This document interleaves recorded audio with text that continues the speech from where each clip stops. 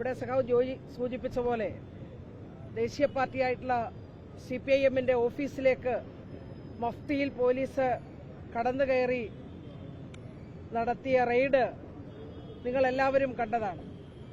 Aishe ഘോഷിനെ arrest ചെയ്യാൻ വേണ്ടിയിട്ടാണ് ഈ രൂപത്തിൽ ശ്രീ നരേന്ദ്രമോദിയുടെ അമിത്ഷായുടെ നിർദ്ദേശമനുസരിച്ച് ഡൽഹി പോലീസ് CPIM-ന്റെ ഓഫീസിലേക്ക് കടന്നു വരുന്നത്.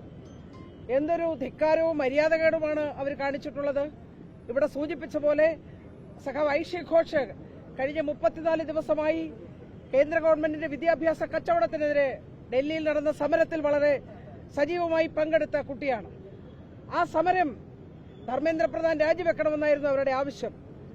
കുട്ടികളുടെ സമരം അംഗീകരിച്ചുകൊണ്ട് CJPയും SFIയും ഇടതു വിദ്യാർത്ഥി സംഘടനകളുമെല്ലാം നടത്തിയ ഐതിഹാസികമായിട്ടുള്ള സമരത്തിന്റെ ഫലമായി തന്നെ ധർമ്മേന്ദ്ര പ്രധാന് രാജിവെക്കേണ്ടി വന്നു.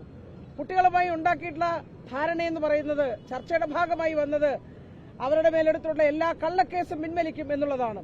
അന്യായമായ യാതൊരു അറസ്റ്റും ഉണ്ടാവില്ല എന്നുള്ളതാണ്. ആ വാക്ക് ലംഘിച്ചുകൊണ്ടാണ് ഐഷി ഘോഷിനെ അറസ്റ്റ് ചെയ്യുന്നതിന് വേണ്ടി CPIM-ന്റെ ഓഫീസിൽ യൂണിഫോം അല്ലാത്ത പോലീസ് കടന്നു ചെല്ലുകയും വളരെ മോശപ്പെട്ട രൂപത്തിലുള്ള സമീപനം സ്വീകരിക്കുകയും ചെയ്തത്. ഈ തരത്തിലുള്ള ഉമ്മാക്കിയൊന്നും കാട്ടി CPIM-നെയോ DYFIയോ SFIയോ ഒന്നും തകർക്കാമെന്ന് ഇവർ കരുതുകയേ വേണ്ട.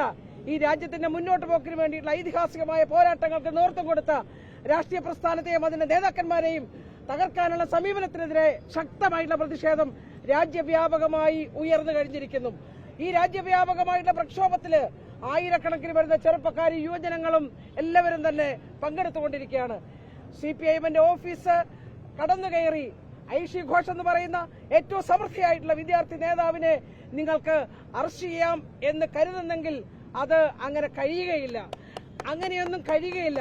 കാരണം രാജ്യത്തെ പുതിയ തലമുറ ഇന്ന് വളരെ ശക്തമായിട്ടുള്ള പ്രതിഷേധവും പ്രതികരണവുമായി മുന്നോട്ട് വരികയാണ്.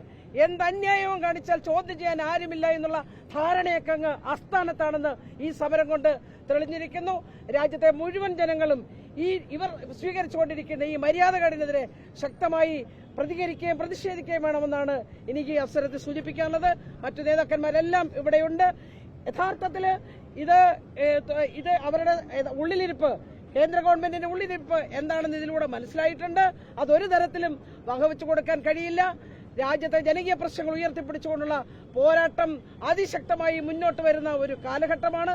എല്ലാ പിന്തിരിപ്പൻ നയങ്ങൾക്കെതിരായി നടക്കുന്ന പോരാട്ടത്തിൽ മുഴുവൻ ജനങ്ങളും അണിചേരണമെന്നുകൂടി ഈ അവസരത്തിൽ സൂചിപ്പിച്ചുകൊണ്ട് ഈ സമരത്തിൽ പങ്കെടുത്ത ഈ ജാഥയിൽ പ്രകടനത്തിൽ പങ്കെടുത്തുള്ള മുഴുവൻ സഖാക്കളെയും അഭിവാദ്യം ചെയ്തുകൊണ്ട് ഞാൻ അവസാനിക്കും.